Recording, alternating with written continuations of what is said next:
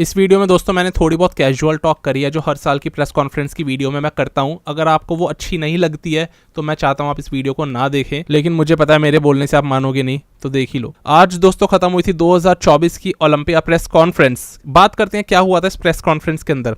देखो, शुरुआत इसकी होती है एक गोल्डन सैंडो के साथ में। फाइनली जो हम सोच रहे थे कि क्या ये लोग गोल्डन सैंडो देंगे इस बार के एथलीट्स को, क्योंकि आज से ठीक 10 साल पहले जब 50वीं सालगिरह थी ओलंपिया की, तब इन्होंने गोल्डन सैंडो दिया था फिल हीथ को। तो ऐसा लग रहा था कि शायद इस साल भी दे सकते हैं, और वो आखिरकार हो गया जब यहाँ पर डैन सोलोमन एक गोल्डन सैंडो लेकर के आए और प्रेस कॉन्फ्रेंस में उसको रखा।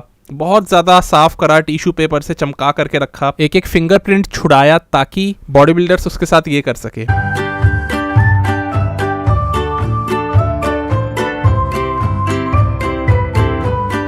तो जितने भी एथलीट्स थे आखिर में सैंडो के साथ खेल रहे थे, और ये चीज़ बहुत ही ज़्यादा स्वीट थी यार। मतलब कितने स्वीट बॉडी बिल्डर्स हैं, ऐसा लगता है इनमें से कोई जीतेगा इस साल, दे देगा अपना सैंडो बाकी सब बॉडी बिल्डर्स को कि रख लो 2-2 महीने के लिए अपने घरों में, सब खुश रहो। मतलब कितने स्वीट है। पहले ऐसा हो सकता था, अभी आप सोचो इनकी जगह हमने यहाँ पर डोरिन येट्स, नेसर एल्सनबाटी, शॉन रे को खड़ा कर दिया। वो खेलेंगे इससे, वो तोड़ देंगे इसको इतनी देर में, सैंडो का भाला निकाल के ना उसको मोड़ के उसकी तलवार बना देंगे वो, उसके बाद तलवार से पता नहीं क्या क्या कर दे। नो डाउट बहुत रिस्पेक्टेबल एथलीट्स, मैं उनके लिए ऐसे बोल रहा हूँ, वी लव देम, बट उनमें एग्रेशन बहुत होता था। और नेसर एल्सनबाटी का तो आपको पता ही है उनका नेचर किस किस्म का था। सोचो उनके सामने डोरिन येट्स खड़े हो, और फिर इनसे भी ओवर द टॉप शॉन रे, जो इन दोनों के ही दुश्मन थे। ये आपस में मैं इमेजिन ही नहीं कर पा रहा हूँ कि सैंडो के साथ इस तरीके से खेल भी सकते थे जैसे आजकल के बॉडी बिल्डर्स खेलते हैं। तो इसलिए मैंने बोला आजकल के बॉडी बिल्डर्स बहुत ही स्वीट हैं, आजकल के बॉडी बिल्डर्स बहुत अच्छा भाईचारा निभाते हैं, और ये चीज़ हमें प्रेस कॉन्फ्रेंस में आगे देखने के लिए मिली। यहाँ पर हम लोग दोस्तों बात करते हैं कि इस साल हम क्या देखना चाहते थे और इस साल हमें क्या देखने के लिए मिला इस प्रेस कॉन्फ्रेंस में।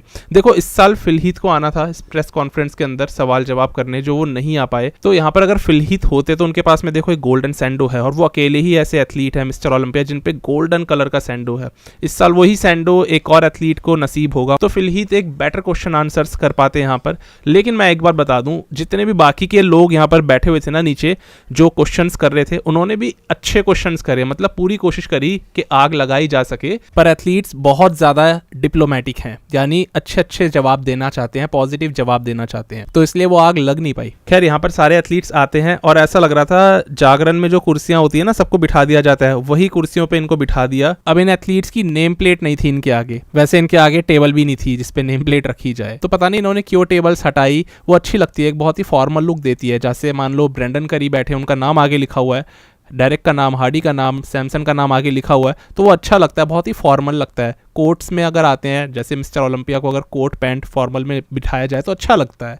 बाकी हर साल इनका अलग अलग फॉर्मेट होता है, तो ये लोग कुछ ना कुछ नया ट्राई करते रहते हैं। तो इसलिए इस साल थोड़ा सा वो एक प्रेस कॉन्फ्रेंस वाली फील नहीं आ रही थी। एक रीज़न ये भी और था क्योंकि ये मिस्टर ओलंपिया स्टेज नहीं है।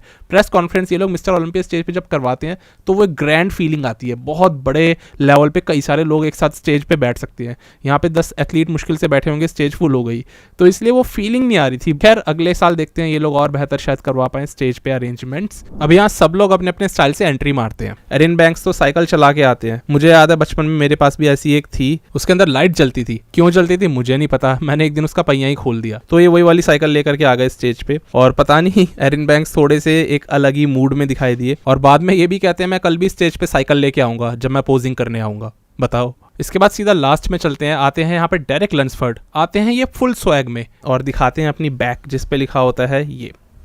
यहाँ पर टेरिक एल्गेंडी सबसे पहले डेरेक लंसफर्ड से क्वेश्चन करते हैं और उनसे पूछते हैं कि तुम हार्डी शूपन को एब्स और मोस्ट मस्कुलर के अंदर पिछले साल नहीं हरा पाए थे, तो इस साल तुमने क्या करा है ताकि तुम इनको हरा पाओ। डेरेक ने बोला कि इस साल मैंने अपनी वीकनेसेस पे डेफिनेटली काम करा है, पर उससे ज्यादा मैंने अपनी स्ट्रेंथ्स के ऊपर काम करा है। यानी उनकी जो स्ट्रेंथ है हमें क्लियर दिखता है, उनकी बैक ऐसी हो गई है कि कोई हरा ही नहीं सकता उसको, और ऐसी डायरेक्ट की ओवरऑल क्वालिटी इंप्रूव हुई है। तो उन्होंने बोला मैंने ओवरऑल अपने ऊपर काम करा है, और वो चीज़ डेफिनेटली कन्विंसिंग लगती है डायरेक्ट की इस साल की बॉडी को देख करके। यहाँ पर बॉब पूछते हैं उसके बाद में सैमसन दौदा से एक सवाल कि कंडीशनिंग के ऊपर सैमसन का क्या कहना है।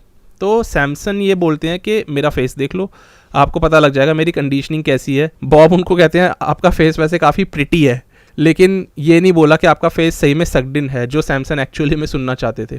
तो सैमसन ने मतलब समझा तो सही, लेकिन उनको समझ में नहीं आया कि बॉब ने क्या कहा। इनके बाद अगर हम चलते हैं तो फाउड बैठे हुए थे, तो उन्होंने डेरेक से बोला कि मुझे थोड़ा सा आप और स्पेसिफिक आंसर दो, क्योंकि डेरेक उसमें काफ़ी ज़्यादा डिप्लोमेटिक आंसर्स दे रहे थे, काफ़ी अच्छे, एक जो मोटिवेशनल स्पीच टाइप होता है ना। फाउड ने कहा मुझे डिप्लोमेटिक आंसर मत दो, आप मुझे ये बताओ कि आप जीतोगे क्यों, ऐसा आपने करा क्या है इस साल, बी मोर स्पेसिफिक। डेरेक ने सीधा बोला, जैसे हमारे रॉनी कोलमैन ने कहा, lights out from the back, यानी कि मैं अपनी बैक से इस बार जीतूंगा।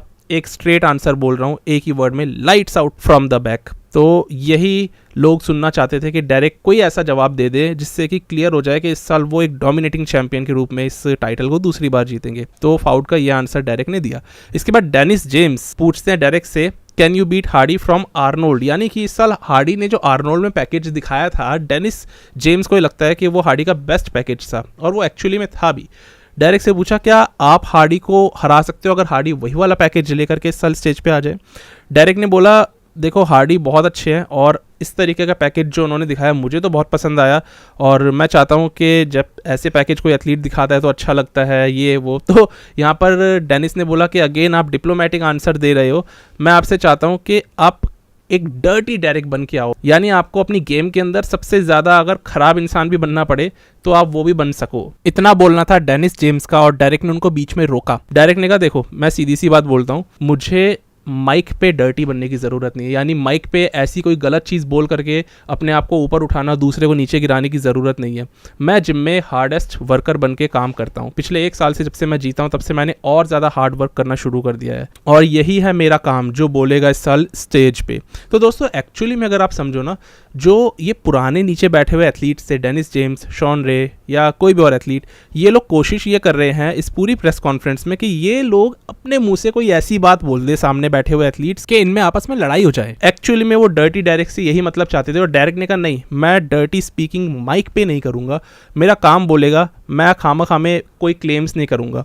और एक्चुअली में अगर आप पूरी प्रेस कॉन्फ्रेंस का मैं आपको अभी से ही समरी बता दूं ना, इनमें से किसी एथलीट ने कोई क्लेम कराई नहीं माइक पे। जो सामने स्पीकर्स चाहते थे ये लोग कुछ ऐसा क्लेम कर दे बहुत खतरनाक से, जैसे काई ग्रीन ने एक बार लिख दिया था 2014 में कि मैं ही मिस्टर ओलंपिया बनूंगा, और यही 2013 में उन्होंने लिखा था। तो इस तरीके के क्लेम्स ये लोग चाहते थे।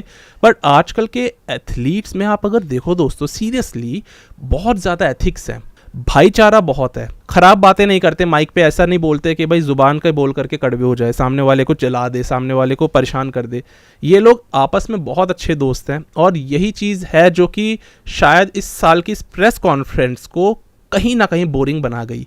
लोगों को जो चाहिए ना मसाला, जो चाहिए ना लड़ाई झगड़ा, वो इन एथलीट्स ने दिया नहीं सामने से, और मेरे हिसाब से ये कि अच्छी बात है। बट हाँ, स्पोर्ट्स के लिए मैंने आपको एक बार बहुत पहले एक वीडियो में बोला था कि स्पोर्ट्स के लिए लड़ाई झगड़ा चाहिए होता है, ये बिल्कुल ईमानदारी वाली बात बोलूँगा। जितनी कंट्रोवर्शियल ईयर्स हैं वही याद रहते हैं ना, 2014 में क्या हुआ था, 1997 में क्या हुआ था, आर्नोल्ड के 1980 में क्या हुआ था, कंट्रोवर्शियल ईयर्स ही तो याद रहते हैं। स्वीट या भाईचारे वाले ईयर्स थोड़ी कोई याद रखता है। तो ये एक कड़वी सच्चाई है। अच्छी बात यह है कि आजकल के एथलीट्स लड़ाई झगड़े में बिलीव नहीं करते, ईगो से बात नहीं करते हैं। यहाँ पर अगला क्वेश्चन बॉब पूछते हैं हार्डी से, आपको लगता है कि आप पिछले साल डिजर्विंग विनर थे, आपको शो जीतना चाहिए था लास्ट ईयर? तो हार्डी ने उसका कुछ अलग ही जवाब दिया, वो जवाब ही नहीं दिया जो उन्होंने सवाल पूछा। हार्डी ने कहा कि मैं इस साल ड्राई हूँ एज अ डेजर्ट, और जो इस डेजर्ट में सर्वाइव करना चाहता है ना, उसको भी मेरे जितना ड्राई इनफ आना होगा। तो हार्डी शुपन वैसे इतने ड्राई आते हैं हर साल, इस साल कह रहे हैं कि और ज़्यादा मैं ड्राई हूँ एज अ डेजर्ट। तो ऐसे में सही में डेरेक लैंसफोर्ड को बहुत ज़्यादा फ्रीकी तो आना पड़ेगा, और बाकी सारे एथलीट्स को भी। तो हार्डी ने कुछ ये एक ऐसी बात बोली जो थोड़ी सी अच्छी लगी सुनने में, क्योंकि लोग कुछ बड़ी बातें सुनना चाहते हैं। इसमें शॉन रे अब हार्डी शुपन से वो क्वेश्चन पूछते हैं जो सब लोग सुनना चाहते हैं, मतलब वही लड़ाई झगड़े वाला। आपने पिछले साल यार स्टेज छोड़ दिया ओलंपिया की, ऐसा लगा कि आपने वो रिजल्ट्स को एक्सेप्ट नहीं किया जो जजेस ने आपको पिछले साल दिए।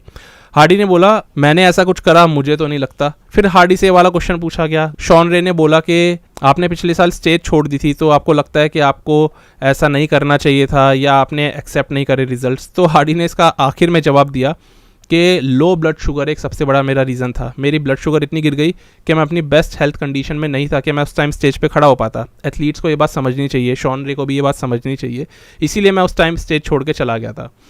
तो हार्डी ने जब इन बातों को बोला ना दोस्तों, सीरियसली उनके फेस को देखने वाली बात थी, उनकी जुबान पे कुछ और दिख रहा था और उनके मन में कुछ और चल रहा था, क्योंकि वो ना अनकंफर्टेबल हो रहे थे वाली बात करते हुए। वो थोड़े से ना, एक होता है ना इंसान गुस्से में आने लगता है कि यार जल्दी करो, इन क्वेश्चंस को जल्दी आगे बढ़ाओ, मुझे इनका आंसर देने में कंफर्टेबल फील नहीं हो रहा है। ऐसा लग रहा था कि हार्डी शूपन नहीं बोल रहे हैं, बल्कि उनको किसी ने कुछ अच्छा बोलने के लिए पीछे से समझा के भेजा है। मान लो हैनी रम्बॉट ने कहा हो कि आप इस बारे में बात नहीं करोगे कि आपको बुरा लगा, आप ये बोलोगे कि मेरे साथ कोई और प्रॉब्लम हुई इसलिए मैं स्टेज छोड़ के गया। तो ऐसा लग रहा था कि ये हार्डी शूपन नहीं बोल रहे थे, ये कोई और बोल रहा है पीछे से, और मन में उनके यही चल रहा होगा कि हाँ थी मेरे को दिक्कत, कर लो क्या कर लोगे, मैं चला गया स्टेज छोड़ के क्योंकि मुझे गुस्सा आ रहा था।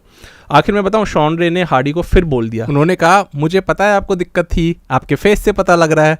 तो शॉन रे नहीं मानते, वो पूछते ही पूछते हैं, वो उनको आदत है वो स्टिंग मारने की। ये चीज़ें इस तरीके से गई। इनके बाद टैरिक एल गिंडी बैठे हुए थे, उन्होंने एंड्रयू जैक्ट से क्वेश्चन एक पूछा। वो बोलते हैं, एंड्रयू से कहते हैं कि आप इस साल मिस्टर ओलंपिया बनोगे, क्या लगता है आपको, क्योंकि कई सारे लोग तो यही मान रहे हैं आपके लिए। एंड्रयू कहते हैं कि मैं इस साल बहुत सारे लोगों के दिल तोड़ने वाला हूँ। एंड्रयू का ये कहना था। और उसके बाद में एंड्रयू से पूछा गया, आप जो टेक्सास में इस साल दिखे थे उससे बेहतर इस साल दिख सकते हो।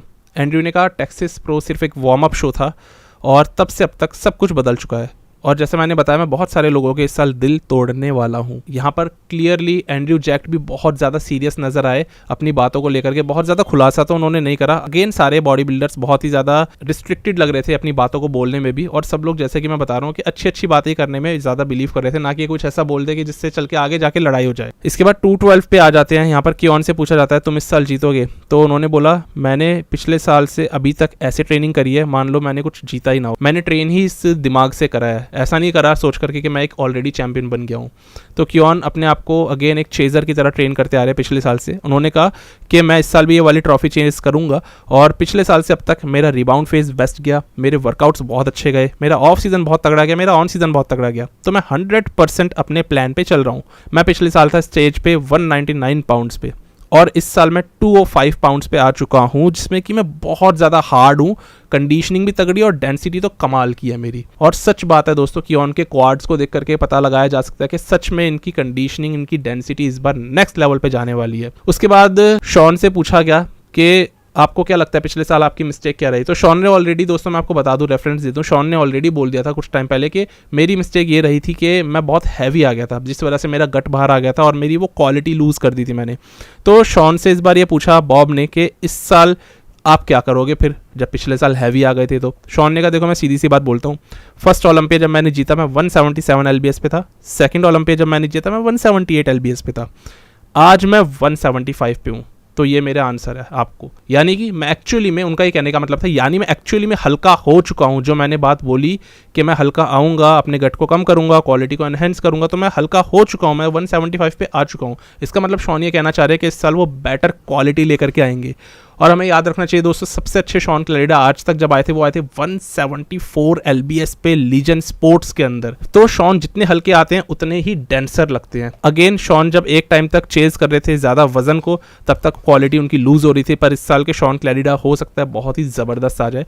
और कियोन भी अपनी तरफ से बहुत ज़्यादा ज़बरदस्त है। ये बात नीचे बैठे हुए गेस्ट ने इनसे बोली दोनों से ही कि कियोन और शॉन इस बार बहुत ज़बरदस्त है, अपने बेस्ट पे चल रहे हैं दोनों, पता नहीं इस साल कौन जीते।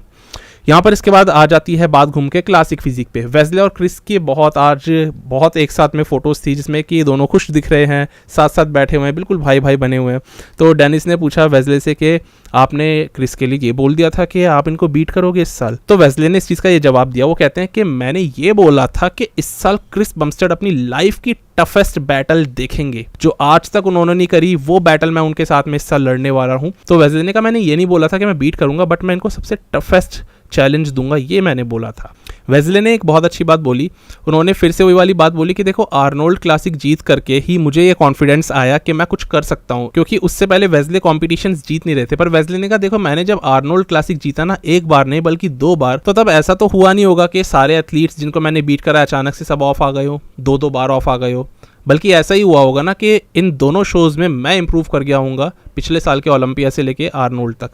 वेस्ले ने कहा वही इंप्रूवमेंट इस बार के आर्नोल्ड से अभी तक के ओलंपिया में मैंने फिर कर लिए, यानी कि मैं बहुत ज़बरदस्त कंपटीशन देने वाला हूँ, मतलब फ्रीकिंग कंपटीशन होने वाला है इस साल, मज़ेदार। तो वेस्ले ने ये नहीं बोला मैं जीतूंगा, वेस्ले ने बोला कि मैं बहुत ज़बरदस्त कंपटीशन दूंगा, इसलिए उन्होंने क्रिस के लिए भी बोला कि इनको इनकी लाइफ की टफेस्ट बैटल में दे सकता हूँ। यहाँ पर सीबम से फिर पूछा गया, टैरिक एल गिंडी ने इनसे बोला कि क्या आप थ्रेटेंड हो, मतलब आप डरे हुए हो इन सारे एथलीट से जो इस बार क्लासिक में उतर रहे हैं।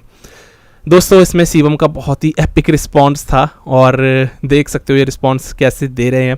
शिवम ने कहा हर साल अलग अलग बॉडी बिल्डर्स आते हैं मेरे से लड़ने के लिए, कभी ब्रॉन एंसले मेरे से लड़ते हैं, कभी अर्स, कभी रेमॉन, पर ये सारे लोग सेकंड प्लेसिंग के लिए ही बैटल कर रहे हैं। शिवम ने कहा मैं कोई ईगोइस्टिक आदमी नहीं हूँ जो ऐसे बोलूंगा कि ये लोग सेकंड पे, मतलब ये लोग कभी फर्स्ट के आसपास बैटल भी नहीं कर सकते। कह रहे मैंने ऐसा नहीं सोचा, लेकिन मेरे दिमाग में मैंने अपने आप को ऐसे कन्विंस कर रखा है ताकि मेरे अंदर एक जो चैंपियन माइंडसेट है वो बना रहे। तो उन्होंने कहा ये सारे लोग बहुत तगड़े हैं बट मुझे नहीं लगते थ्रेटनिंग, और हम सारे लोग एक्चुअली में बहुत अच्छे दोस्त हैं। स्टेज से उतरते ही हम सब लोग दोस्त हैं, और ये दोस्ती दोस्तों इस बार बहुत ज़्यादा ओवरलोड हो गई थी, चाहे डिवीजन क्लासिक हो चाहे मेंस ओपन हो। यहाँ पर बॉब फिर क्रिस से पूछते हैं कि आपका क्या ये लास्ट मिस्टर ओलंपिया है, क्योंकि शिवम ऐसे हिंट्स तो देते हैं। तो शिवम ने उनसे बोला बॉब से कि 2020 के बाद से मुझे लोग कई बार पूछते हैं कि आप कितने ओलंपियाज और जीतोगे, तो मैं उनसे ये कहता हूँ कि मैं एक और ओलंपिया जीतूंगा। और मैं ये इसलिए कहता हूँ क्योंकि मैं सिर्फ एक ही ओलंपिया पे एक साल में फोकस करना चाहता हूँ। जीतने को मैं कई सारे जीत सकता हूँ, पर मेरे दिमाग में सिर्फ एक फोकस रहता है कि अगले साल में ओलंपिया जाना है, उससे अगले साल का मैं नहीं सोचता। तो इसीलिए मैं हमेशा ऐसे हिंट्स देता रहता हूँ, लगता है कि मानो मैं रिटायर कर जाऊंगा। क्रिस इसके बाद ये भी लेकिन बोलते हैं कि अगर मुझे लगता है मुझे अभी रिटायरमेंट ले लेनी चाहिए तो मैं वो भी ले सकता हूँ, मैं किसी भी पॉइंट ऑफ टाइम पे रिटायर हो सकता हूँ, बस मेरी मर्जी है। ये उन्होंने क्लियर कर दिया, जब तक मैं खेल रहा हूँ तब तक मैं खेल रहा हूँ और मुझे खेलने में कोई दिक्कत नहीं है, जिस दिन लगेगा अपनी मर्जी से मैं रिटायर कर जाऊंगा। इनके बाद दोस्तों फाइनली शो में आता है एक चढ़ाव, मतलब कुछ आग लग जाती है। जैसी फायर हम देखने की उम्मीद कर रहे थे वो फायर अब लगने वाली हो रही है। यहाँ पर सैमसन दौदा से पूछा जाता है क्यों आपको लगता है कि आप ओलंपिया जीतना डिजर्व करते हो, आपसे ऊपर हार्डी और डेरेक 2 मिस्टर ओलंपियाज बैठे हुए हैं, क्यों आपको लगता है कि आप इनसे ऊपर आना डिजर्व करते हो। और बस इतना ही बोला था सैमसन को, वो तो यार एकदम ही सलमान खान हो जाते हैं, अपनी जैकेट उतार देते हैं, टी शर्ट उतार के फेंक देते हैं, कहते हैं तुम पहले बॉडी देखो भाई की।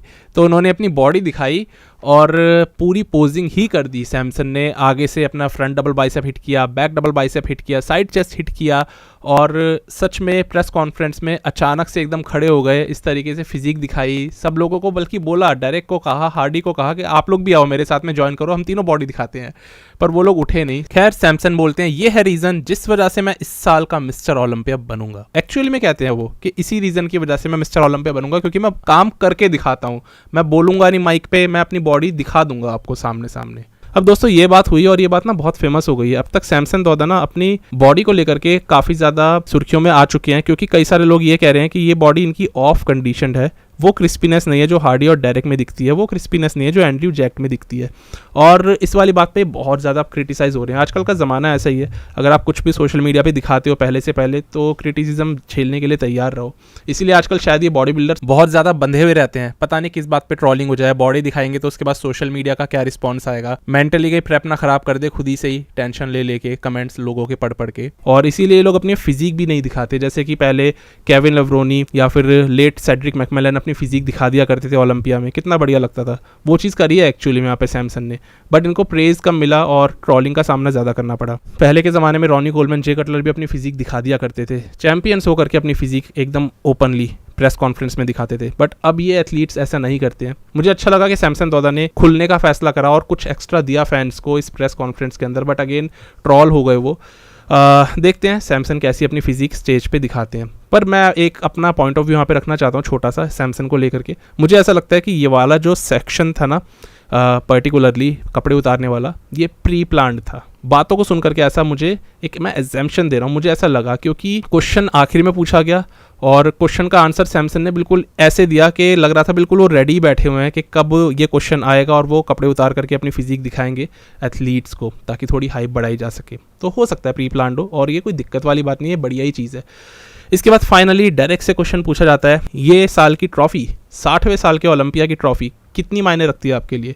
डेरेक ने कहा देखो, पिछले साल की ट्रॉफी जब मैंने जीती तो उस पर मेरा नाम नहीं लिखा हुआ था, पर इस ट्रॉफी पे मेरा नाम लिखा हुआ है, तो ये मेरी है। तो ये बहुत बढ़िया इन्होंने रिप्लाई दिया आखिर में। आखिरकार कुछ ऐसा हमें मिला जो चैंपियंस के मुंह से हम सुनना चाहते हैं। डेरेक एक बहुत अच्छे चैंपियन है, बहुत अच्छे तरीके से बात भी करते हैं और बहुत सही वे में उन्होंने इस प्रेस कॉन्फ्रेंस को फिर एंड करा।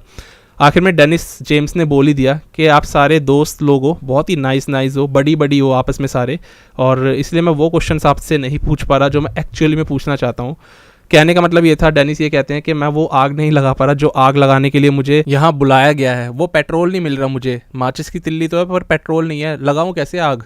कुछ ये वाली चीज़ के साथ ये प्रेस कॉन्फ्रेंस एंड हुई। अच्छी प्रेस कॉन्फ्रेंस थी, हो सकता है बोरिंग लगे बहुत सारे लोगों को, बट इसी तरीके से बात करनी चाहिए। आजकल के बॉडी बिल्डर्स बहुत अच्छे हैं बाय नेचर, और मैं तो इस चीज़ को बहुत एडमायर करता हूँ। ऑब्वियसली इसी वजह से हमें वो मसाला, वो लड़ाई झगड़ा, वो कंट्रोवर्सी नहीं देखने को मिलती है जो पहले के सालों में मिला करती थी।